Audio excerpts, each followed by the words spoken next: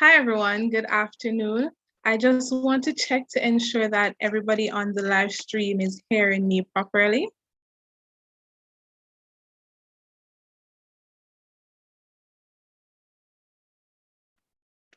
All right, beautiful. All right, so good afternoon, everyone. My name is Monique Powell. I am a third-year Doctor of Pharmacy student, and I will be your moderator for today's event. And today's event is an initiative by the Faculty of Medical Science Guild Secretaries on the topic of note-taking. I would just like to take this opportunity to welcome all our viewers on our online platform, our med students, pharmacy students, nursing students, and even students outside of the Faculty of Medical Science. Welcome, welcome, welcome. So as I mentioned before, our topic is note-taking. And even though we've been in school for years, I know that some of us still have difficulty when it comes on to taking notes, especially because sometimes when we're in lectures and teachers can go so fast, we're like, oh my Lord, how am I going to get all of this done in time, right? Well, don't worry about it because our guest for today, who is no stranger to the MedSci family and the UWI family at large, is here to help us with this issue. She's here to share with us about how we can take efficient notes that will help us survive our day-to-day lives as students, because we know it rough sometimes. So ladies and gentlemen, allow me to introduce our guest, Dr. Valerie Carr. Dr. Valerie Carr received her DBA specifically in a field of health services and management from Nova Southeastern University in Florida. She is a pharmacist, lecturer, facilitator, trainer, manager, consultant, researcher, and conference speaker. She has worked in both public and private sector organizations at the executive management level and has sat on a number of tasks and advisory groups to provide expertise in national development planning and administrative reform, with specific emphasis on health sector and performance management. Currently, Dr. Carr is a lecturer and academic advisor in the Doctor of Pharmacy program. She is also president of Change Dynamics International Limited, a Jamaican-based company specializing in business, organization, and personal development services.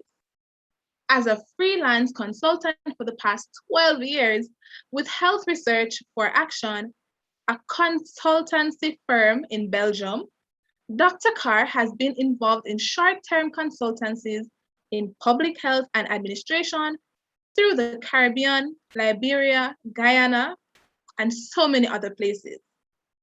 She has served as the chairman for the Joy Town Learning Center in Trenchtown since October of 2010.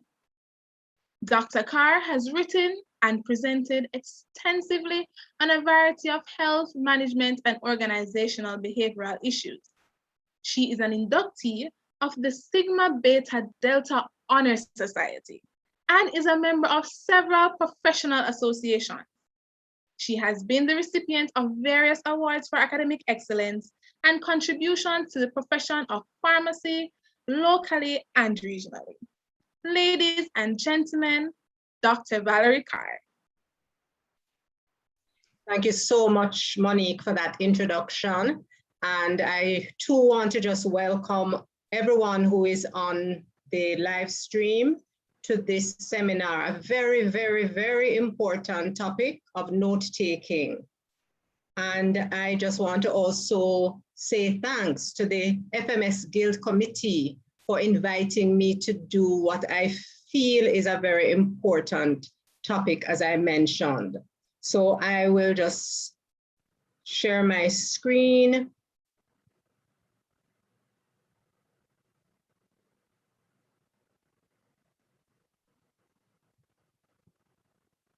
I hope everybody is seeing.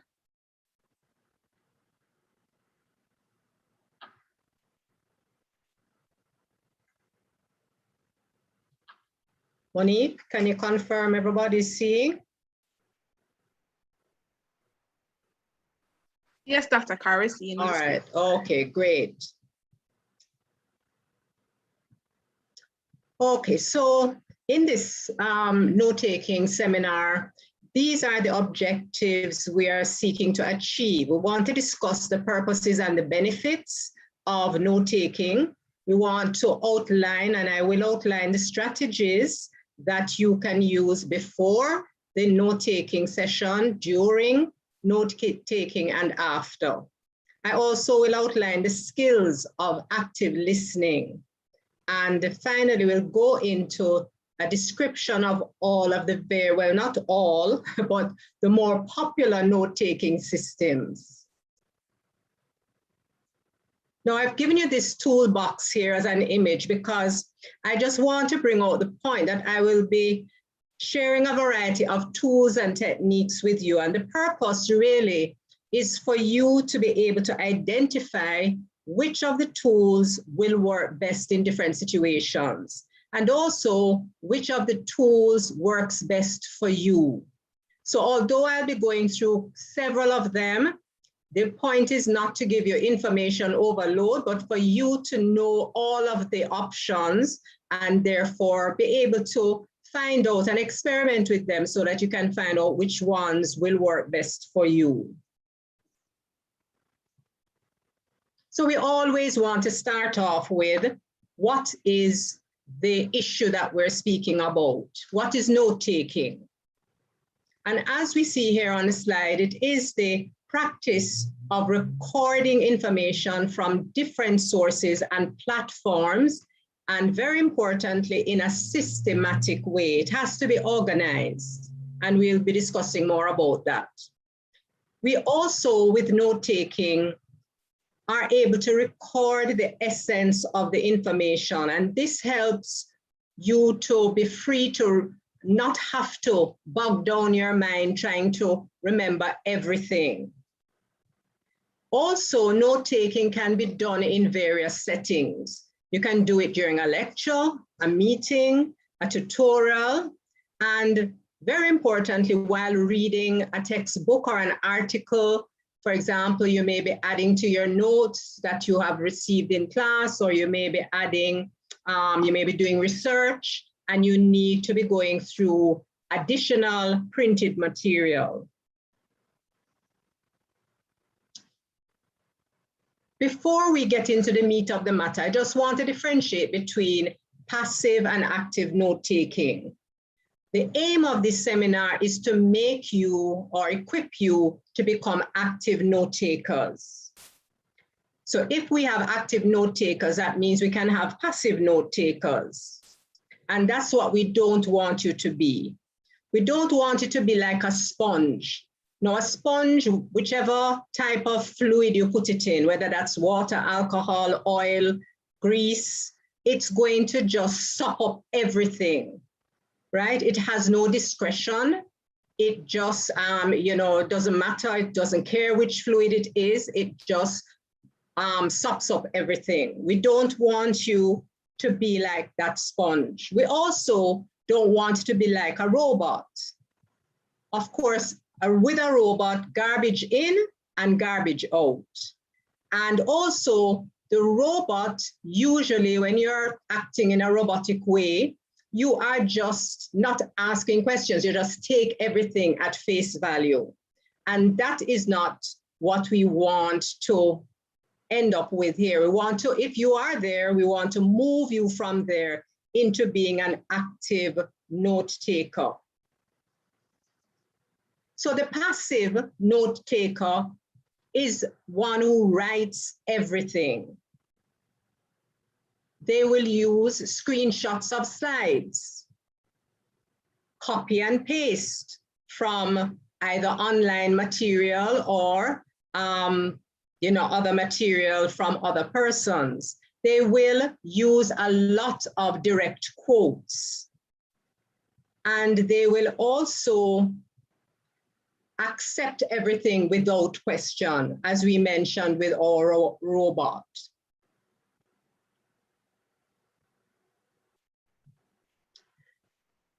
To be an active note taker, therefore, you have to be an effective listener, and you have to think critically and analytically. I just want to stop here a little to just say, all of those things that we have mentioned here, there's nothing wrong with them in and of themselves, but you cannot use that or these methods as the only or the main approach to note-taking, because then you really will not be getting all of the benefits that you can get if you become an effective, active note-taker.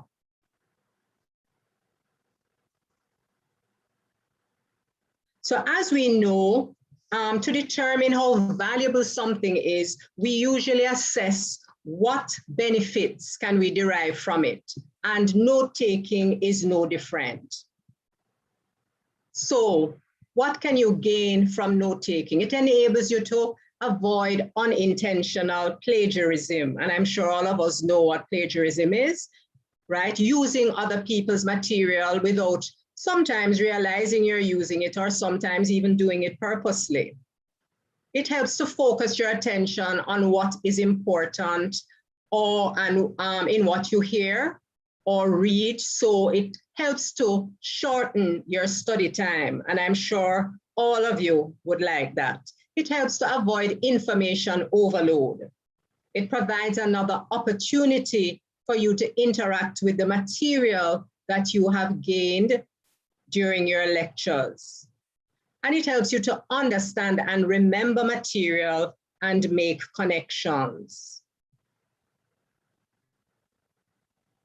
So the important point, one of the very, very important points is that as you are doing your note-taking, what is happening is that you are interacting with the material, and that interaction helps to fix that knowledge into your mind. So therefore, notes become supplementary. They help and they give support. They enhance your memory. Now, I just want to emphasize, note on the slide that I have highlighted some things in yellow. Now, this is just, and we will get into more detail later, but this is just an example of how you can do note-taking. So for example, if you got this as a slide, you printed it off of our VLE, right? And you didn't have these highlights. These are some of the things that you could do to enhance, your learning experience so that you don't have to be reading, enables you to. You can just look and you see all of the main points just jumping out at you. But there are other benefits, believe it or not. It helps, note-taking helps to screen out distractions during lectures.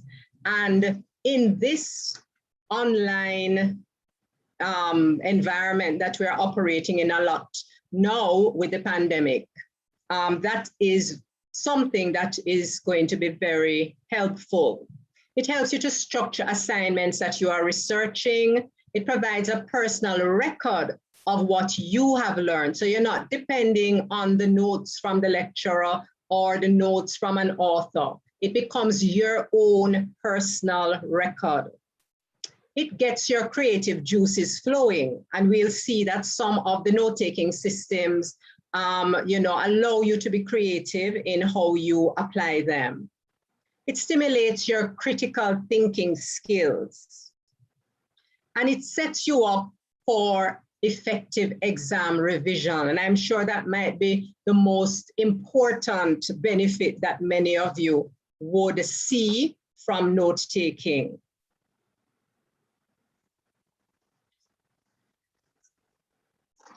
Now, if you don't understand the purpose for something, then you can end up misusing it. And this is so for note-taking. It has some pitfalls if you don't use it properly. First of all, we don't want to be taking so many notes that we become distracted when we are supposed to be listening to what the lecturer is saying. And it can, those who don't have a natural writing ability, they might actually find note-taking stressful. And this is why we're going to be sharing a number of tools so that you can find out, okay, although I'm not a natural writer, which one of these might be, might I be comfortable with? And also, You don't want to write so many notes that you end up literally having to go through those notes to further summarize them and find the important points.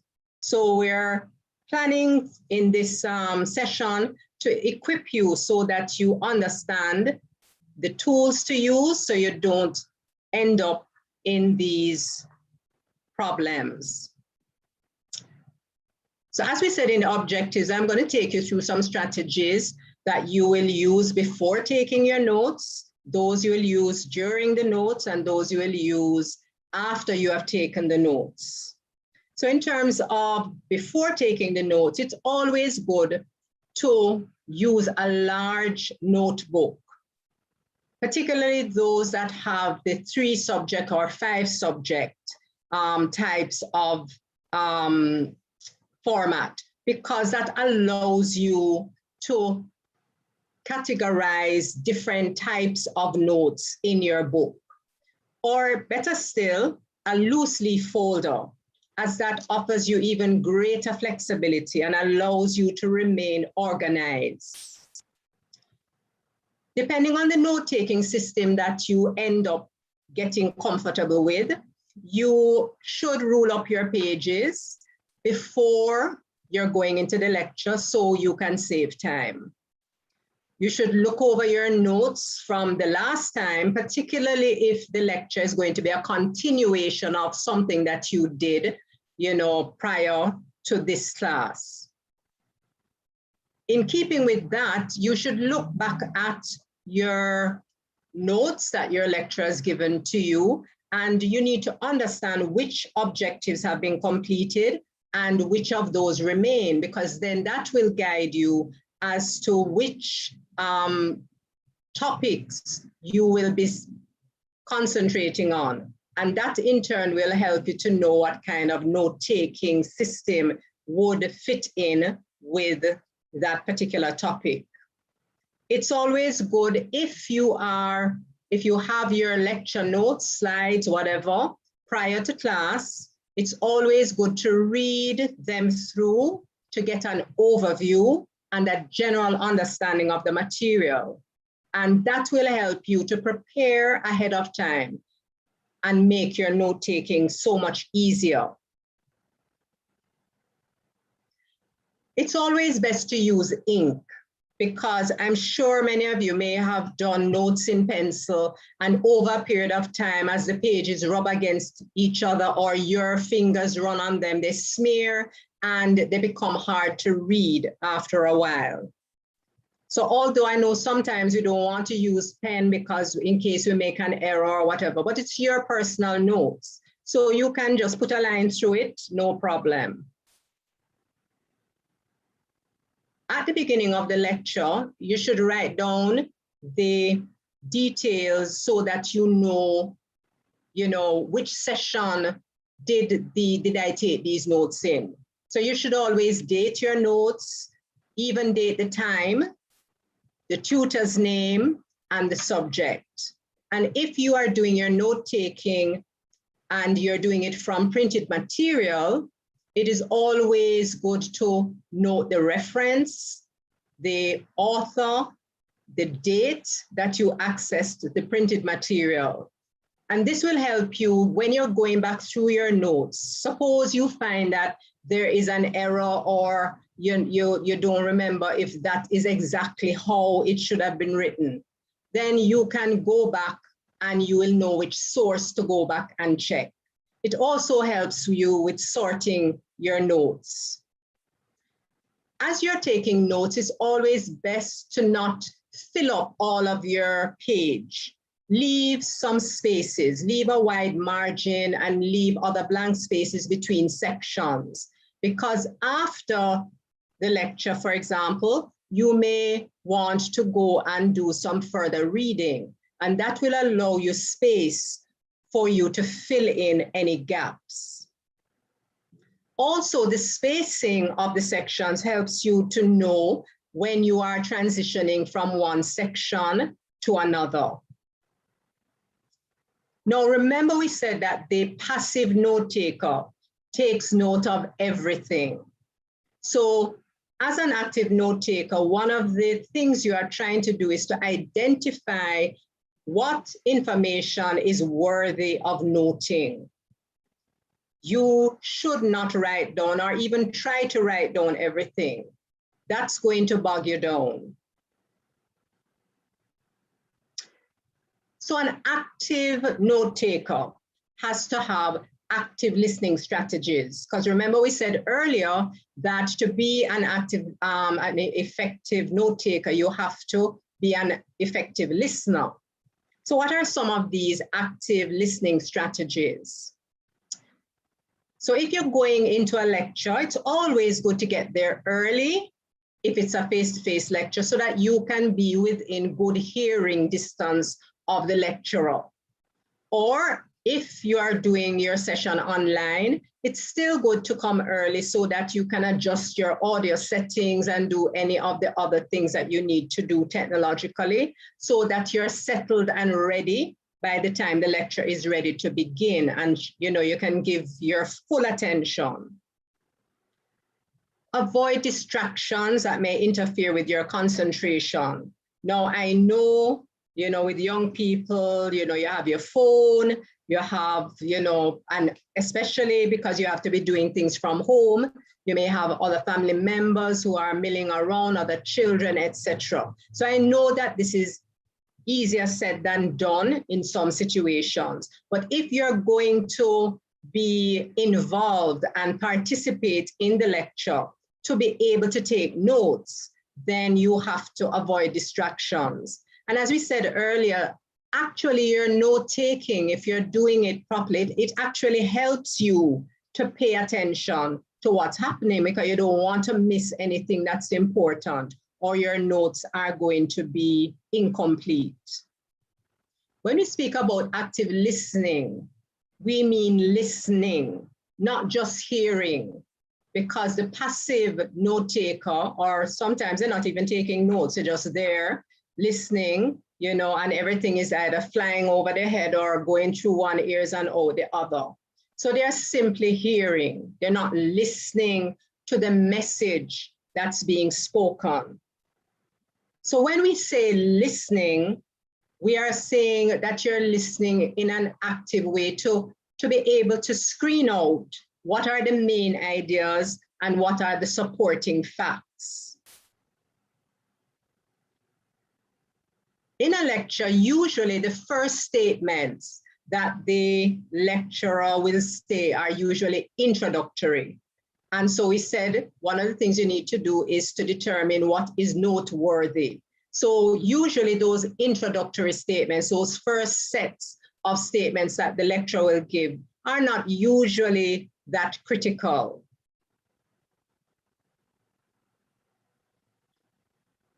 So as we listen, rather than just hear, we should be watching out for clues from the speaker. Usually things that are important, the lecturer or the speaker will give you illustrations, they will give examples. If it's important, they will tend to repeat it for emphasis. Also, the tone of their voice can also be a clue to guide you regarding what they believe is important, because trust me, what they believe is important is what is going to be coming on your test paper. Also, you need to clue into any changes of emotion. If the person becomes passionate about a particular, area of the topic that they're dealing with, again, that's a clue that this is important and I need to take note of it. Listen for some signals in what the lecturer says. So for example, they may say, the first point I want to discuss today. So that helps you to know, okay, that's a main point. So you can, put that in capitals, and then everything that comes afterwards are facts that go along with that point. They may say something like, no, I want to move on to, that tells you that they're making a transition. So you leave space on your page and go to another topic or subject. Another statement could be, I do want to emphasize, right? And so if they say I do want to emphasize, then you too want to emphasize in your notes. And usually when they are concluding the lecture and they're summing up, usually a summary has all of the important points. And so you want to, if you were distracted or whatever, you want to perk up when you hear the words, okay, now to sum up or in conclusion, right? You want to catch that, even if you didn't catch anything else. It's good as you are listening to the lecturer to relate any of the ideas that are being shared to your own real life experiences so that you can make them more practical rather than just theoretical. Because when things are left just theoretical, they become very abstract and it's not that easy to follow. If you don't understand, ask questions. Now, I've had so many situations in my classes where, you know, I will be saying something and then I stop and I ask students, oh, what do I mean by this? Or what does that word mean? Or do you know what it means? And you'll hear, no, miss, right? Now, why didn't you ask, right? That indicates that you are being passive and you are not really interacting with the material, right? And it makes no sense to sit there. That's why the lecturer is there to help you. So ask, because in asking, that helps also for your notes to be clear. We need to pay particular attention when the lecturer starts to do any kind of analysis, to synthesize things or to process information for you. And what does this look like? They may make a list of things, so you need to capture that. They may tell you about a problem and the effect that it had, or, you know, mention that this particular situation happened and this was the outcome. So any type of cause and effect situation, you want to try and capture that. When they use superlatives, you know, that was the best, or the majority, or the greatest, or the least, you want to note those things. You want to note extremes because those are usually important. And if they spend time explaining something, they're spending the time because it's important. And therefore, again, that's another clue that this is noteworthy information. Not only should you ask questions when you don't understand, you should, and in that case, you're asking the lecturer, but you should also ask yourself questions as the lecture is going on, or even when you are reading.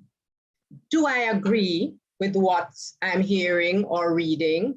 And if I don't agree, why don't I agree? That starts you to think critically about what is happening and what you're hearing. How does this fit in with other facts that I know? Is this contradicting something that I heard elsewhere? And if it is, maybe I should bring this up so I can invoke a discussion with the class, you know, and also get clarity because maybe I misinterpreted other information that was said before. Am I surprised by what I'm hearing or reading? And if I'm surprised, why? What is it about it that is surprising me? Also, you may want to ask yourself, how did the lecturer or the author get to that conclusion?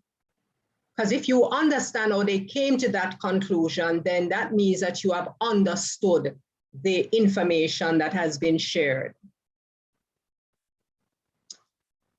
Continuing with our strategies during note-taking, we said that you need to identify the main ideas, and it would be good to underline those main topics in your notes so that you know where one topic ends and the other begins. And of course, you need to circle or underline any significant words. And this applies not just for a lecture, but also when you're doing reading. But we'll be getting into a little bit more detail shortly on the reading. Only number the subtopics if the lecturer indicates that there are a specific number of facts. So for example, they may say there are 3 reasons, or there are 5 approaches, or there are 6 models, right? So when they say that, number. Why? Because you want to be sure that you have captured all 3 or all 5 or all 6. Don't try to make a formal outline during the lecture, because you need to concentrate on listening and trying to understand the information that's being shared. And you don't want to get bogged down in the formatting of your notes. You can deal with that afterwards. All you need during the lecture is to capture the essential points. Know your limits. And again, some people don't do well taking notes in lectures anyway. And one of the good things that has come out of the online platform is that you now have access to recordings. So know yourself. If you know that, boy, it's very difficult for me personally to take notes while the lecturer is speaking and try to read the slides and understand, then it may be best for you to listen to the recording and then take the notes at your own pace. Now we come to the reading and note-taking side of things. Now, when you are reading, you must know why. Am I reading because I'm doing research, I'm doing a literature review, or am I reading because I am preparing for an assignment, or I'm preparing for a tutorial? The purpose will determine the kinds of notes that you will need to take. It's best to read your material at least 2 or 3 times.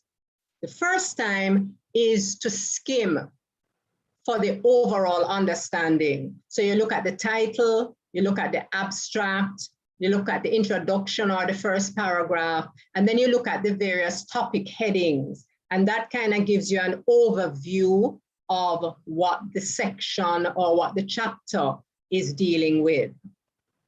Pay attention to how the text itself is organized, because that again helps to guide you as to where the main ideas can be found. We said to read 2 or 3 times. So after the first time, the other times are really to help you to gain greater understanding of the main points and the supporting details. And it's always good, as we mentioned earlier, as you would do in lecture notes, when you are reading, underline the main points. You can do that with different colors. And don't be afraid if it's your personal textbook, of course, not library textbook or somebody's own that you borrowed. Feel free, you know, to highlight and to underline and to have a color scheme that guides you. When you're reading and note-taking, you need to use some organizing principles. You should go from the past to the present. So be chronological in how you write. You should move from most important to least important, from the well-known ideas to the least known ideas, from general ideas to specific ideas, from the largest to the smallest, and from problems to solutions and causes to results, right? So you have some logical, organized way of doing your note-taking. You need to identify processes and events in your reading so that gives you the opportunity to list steps and stages in the process or in the events. And again, that's an easier way to remember the steps. If you make a direct quote, and remember we said we don't want to do too much direct quoting because that's kind of lazy, we prefer you to paraphrase. But if you're doing direct quotes, always remember to put them in your quotation marks to remind yourself that that is a direct quote. That way you won't be guilty of plagiarism.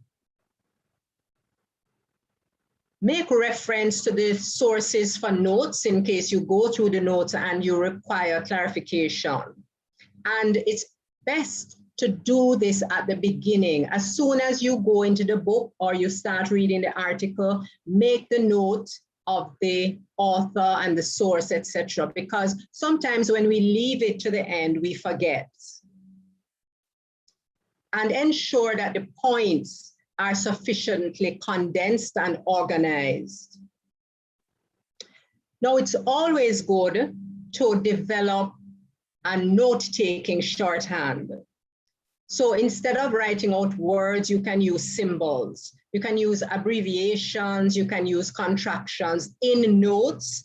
Please don't use the contractions when you are handing in your formal assignments, right? Sometimes, because we're on social media so much too, and we're using these abbreviations, you know, we sometimes forget. So instead of spelling out the Y-O-U, we just see the U, right? And remember, shift gears when you're doing your formal assignments so that you don't end up with these abbreviations. And you need to, don't use complete sentences. So many times you can drop out the they and the and the an, right? So that you don't make your notes too long. And the important thing about taking shorthand, it needs to be consistent, because when you read it back, you need to understand. So you can't be using one symbol on one occasion and using another symbol, and then you're there wondering, oh boy, what did I mean by that again, right? So stick to one thing and get accustomed to it. So here are a few of my own personal words and abbreviations. Number, instead of doing number, I do the number sign. For change, I use delta, because in chemistry, we used to use that for change, right? Results, or it results in this, or it leads to that, or the consequences, I use an arrow, right? Diagnosis, history, etc., right? Treatment, actions, right? So we can all use and develop our own with. This is the Latin, C with the dash over it for with. Now, after you have taken the notes, ensure that you read over your notes within 24 hours of the lecture to make sure you understand them. But not only that, it has been shown that if you do not go over material within 24 hours, you actually lose 70% of that information. It is not retained in memory, right? So remember that learning comes from repetition. Reread your topics and so that you can improve the notes. And this might include, this is why we said, leave that space, right? So that when you're rereading, you may find that you need to fill in some gaps. You may also need to fix the handwriting, right? Maybe you wrote something and it was just so bad that not even you could read it. And so you go back over it and write it in a way that is legible. Check for your spelling and ensure that it's clear. It's always good if you are using lecture notes or slides or even texts and articles. When you do your notes, check back against the source material just to be sure that you're accurate, because then you don't want to go into an exam or any other situation and you send in inaccurate information. Now, we should always supplement our notes, whatever we received in the classroom, in the lecture, with additional reference material that we go and do further reading. We mentioned already that you should try and color code, highlight, underline, using a system that works for you. Now, my favorite, acronyms, right? Identify opportunities to develop these memory helpers. Now, I did my bachelor's in pharmacy many years ago. And when we were doing the cranial nerves, we developed this acronym. Well, it's really a little jingle, but each of the words is the beginning of the word for one of the nerves. And it says, on old Olympus, towering top, a fat-armed girl picked some hops. And so as you say that, each of the first letters of those words is the first letter for one of the cranial nerves. And to this day, I still remember those cranial nerves because of that little jingle. Also seek to find cues that you can use to link something. For example, when I was doing business law, right? And they have all these cases that you have to go through and you see the names. You know, I used to kind of, to remember the names, I link it back to something, you know, that I did or that I like or that somebody else said that helps me to remember. Read and reread your notes. We learn through repetition. And the good thing with note-taking is that it removes some of the boredom. You know, it's very boring to just pick up a book every time and you're just reading that chapter and you pick it up again and you read that chapter. Each time you interact with the material, do something different. You can do note cards, you can do your underlining, etc. And you can make a list of questions as you're going through that you can ask your lecturer. And that's one of the good things about going through your notes. You identify if you really are understanding. Use your notes to answer past exam papers and develop a filing system so that you can safely organize and easily retrieve those notes. Because it doesn't make sense that you've written the notes and then you don't know where to find them, or you don't remember, okay, which section did I write this in? So when it comes time to study or to do the assignment, you don't know where you put them. So this brings us to the note-taking systems. And there are several of them, and each of them works best in different situations and have their advantages and disadvantages. So we'll just run through these quickly because I'm sure you'll have access to the recording to be able to go through. And I really want you to go back through so that you can experiment with them, right? See what works for you. You don't have to use them in their pure form either. You can use hybrids. You can mix up a part of this with another part of the other system. So experiment. So the first one we want to look at is annotation. And a lot of us will do this, particularly with our print materials. So in the margins of a book, you know, we will maybe write our little thoughts, our own ideas, or our own summary of what is in that particular section. We may underline facts. We may highlight the main points. So we'll use our highlighters. And it helps you to remember the main points without having to read the entire text all over again. So the first time you're reading, you read the entire text. Then of course, the next time now when you're going through, all you're doing is focusing on those sections that you highlighted or underlined, or your little notes in the margin. So it helps you to focus on what you are reading, to understand the details of a text. And there we have an image of, you know, what your text might look like after you have done your annotations. It helps you to keep track of your thoughts and feelings, because those can also be noted, you know, keep track of important details, and it helps you to prepare for discussions like class discussion. You're given this particular chapter to read and you're to come back. So you can then have the book and look at your notes. Prepare to write, and it helps you to prepare to write about a particular text. So these are some of the things, just as we said earlier about the shorthand. Your annotation also needs to be something that you develop. So you'll have different colors that mean different things. So when you highlight in yellow, that's an area that you need some explanation for, or it may be a bit more complex than some other areas. So places where you agree and disagree may have different colors, right? You may decide to use circling for supporting details and underlining for your main points, etc.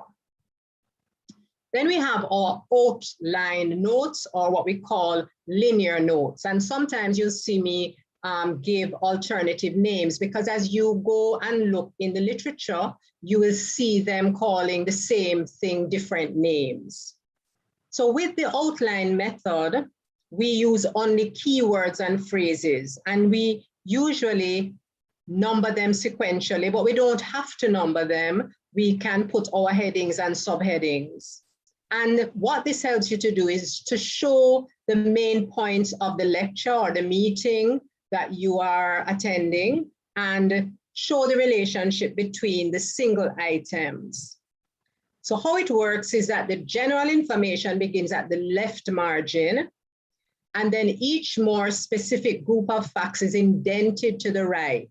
And so you develop this hierarchy of importance, or maybe greater detail. So the things that are furthest to the left are the more general points, and then the more indented you get is the more specific or the more detailed that information becomes.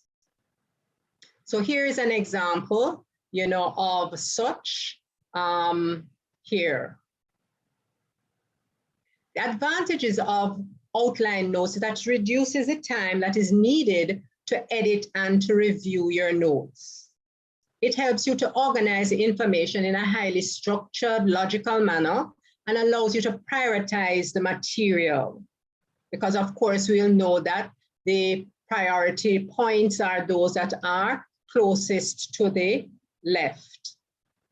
It helps you to form a skeleton of your textbook or chapter or the lecture notes. It's an excellent study guide when you are preparing for tests, and you can turn those main points into questions. It has disadvantages. It requires you to think a bit more in class to accurately organize. And it's going to be a challenge to use this method if the lecture is fast. It's best when the lecture is presented in an outline organization so that you can then, also use that outline. And it may not show the relationships of things by sequence. And sometimes you may need that. And it's not as resilient as some of the other methods that we'll be touching on with regards to maximizing your learning and application of questions. And you need to have super sharp note-taking skills to be able to use this in a lecture, right? So a lot of times we will use this more when we are making notes from reading material. The third method is the charting method, or some sources call it column notes. And this is appropriate if your lecture format is distinct. For example, you're getting a lot of chronological information, and it's also very appropriate for mathematics and science courses.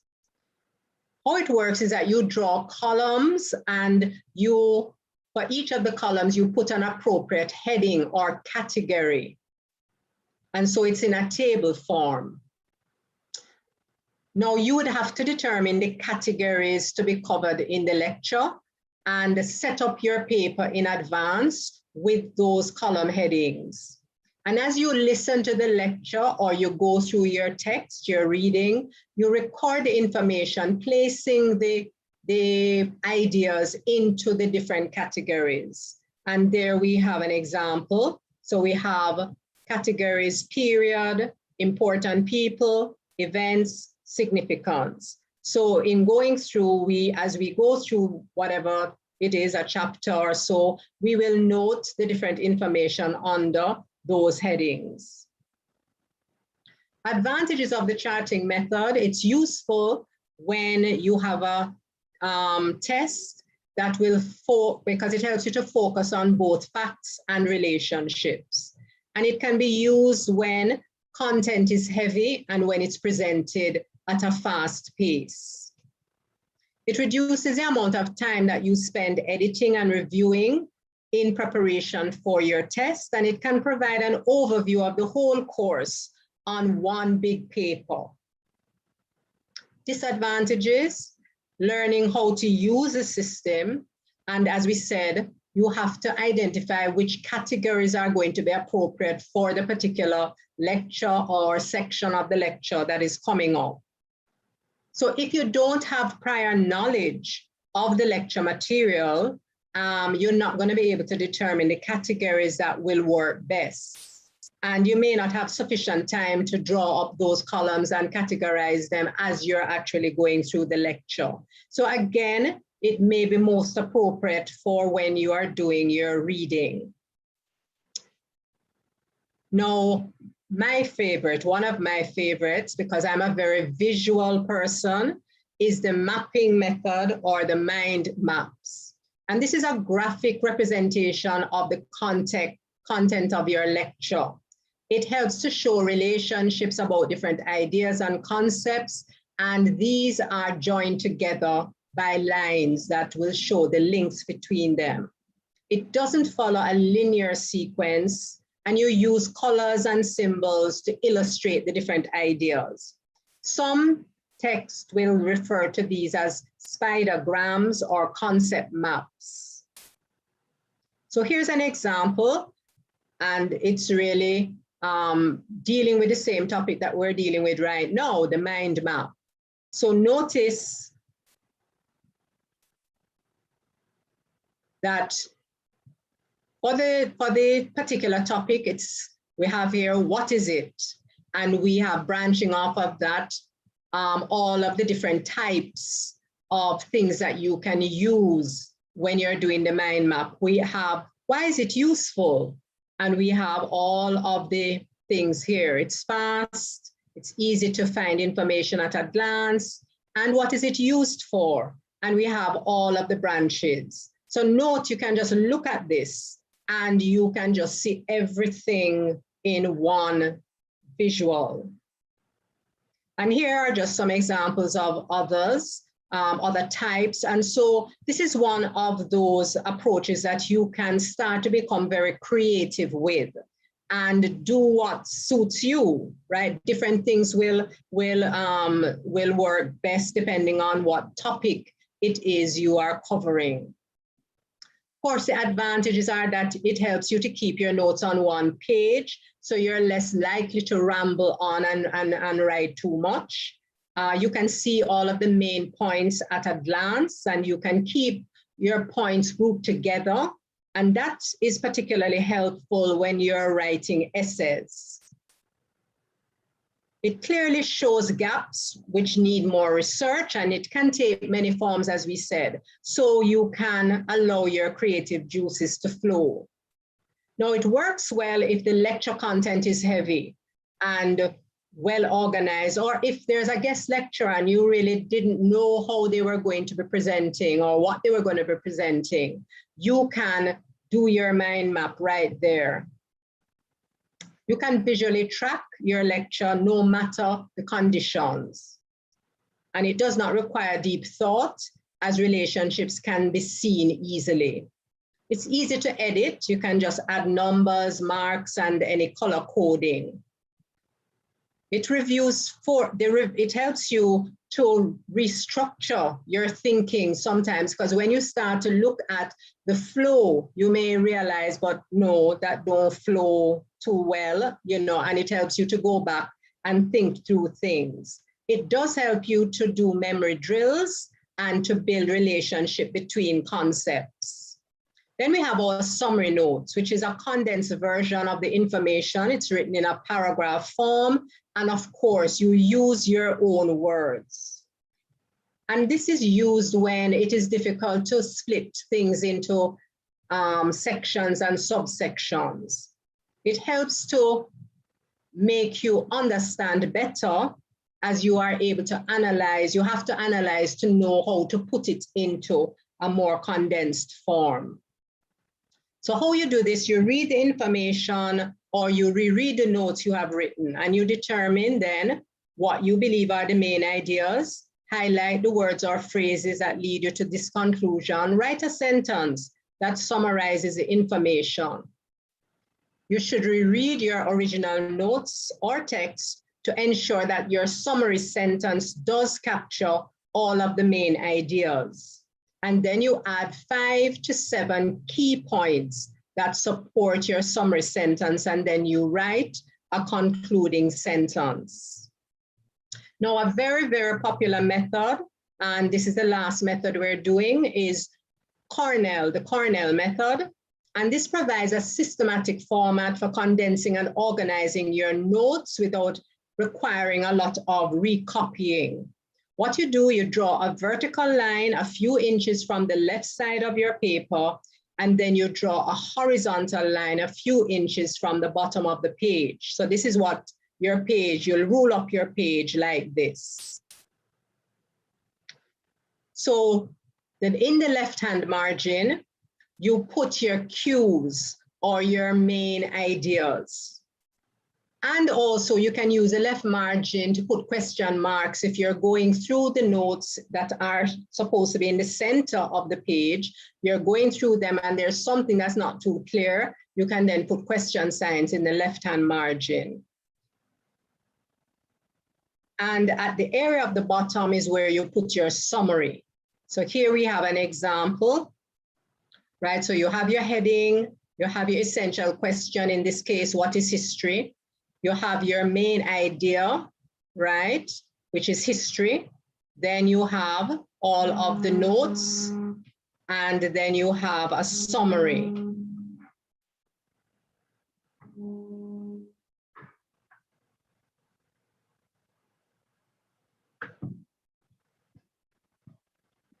Now, the Cornell method facilitates what we call the 5 R's of note-taking: to record, to reduce, to recite, to reflect, and to review.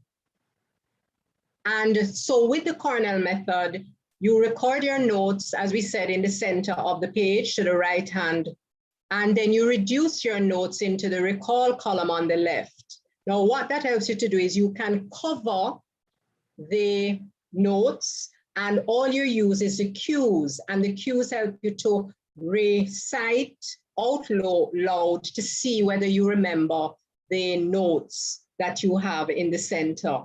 It helps you to reflect on the information that you are studying and to review your notes immediately and regularly.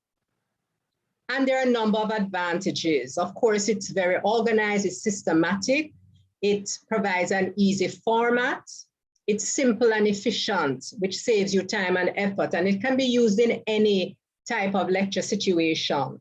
So as we wind up, let's just bring everything together by giving you some tips for note-taking. Paraphrase your information, right? Don't just copy and paste, that's just plain lazy. Secondly, separate your main ideas from your details. Third, don't worry about complete sentences. Ensure the notes are correct. Remember, we said to check your notes against the source material. 5, include diagrams and bullet points. 6, handwritten text should be easy to read.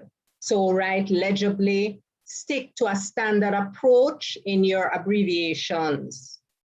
Organize the notes in a binder or a folder.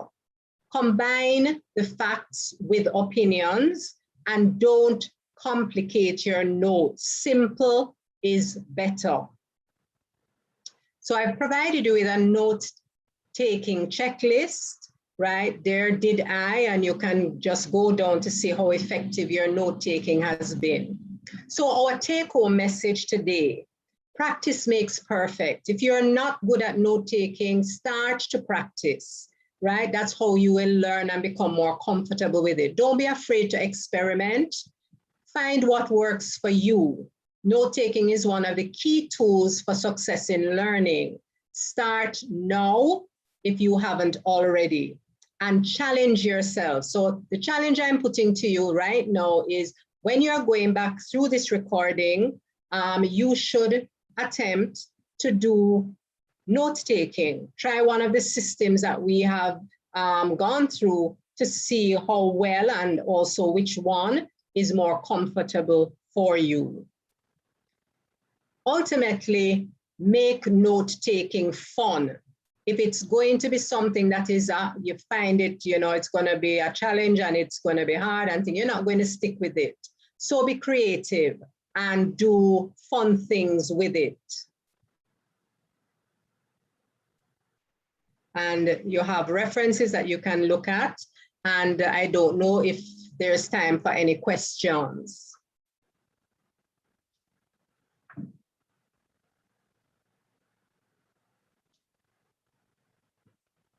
Oh, I think because we're on the YouTube, we would not be able to have questions. Am I correct, Monique? Yes, Miss, correct. So there are no questions at this time. All right. Okay, so that's it. I hope you did learn some valuable information and that you will actually put it to work and you will see a significant improvement or difference in your studying. All right, thank you so much, Dr. Carr. I am 100% sure that everyone learns a lot during this session. And on behalf of the Faculty of Medical Science and the Medical Science Guild Committee, I just want to thank you so very much for being here with us today. We appreciate the time you took out of your very busy schedule to share such helpful information. Honestly, I did not know that there were so many different ways for us to take notes. It was very informative and we truly appreciate it. We have listened keenly and certainly will utilize the information shared today. And I know for sure for myself that as of tomorrow, I'll definitely be taking better notes.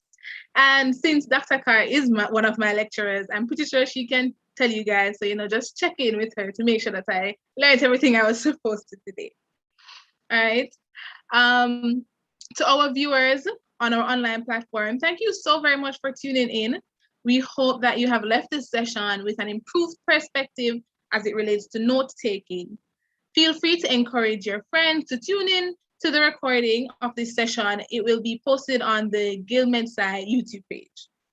Speaking of that, I encourage you also to subscribe to the Guild MedSci YouTube page and follow the Instagram page to keep up to date with all the work and happenings of the MedSci committee. To our students, we wish you all the very best with the rest of the semester. Remember to have a positive mindset this semester and always put God first. All the best. And we hope that as of now, you will be able to take better notes to put you one step closer to getting those A's for the semester and getting that first-class honors degree. So once again, thank you very much and do have a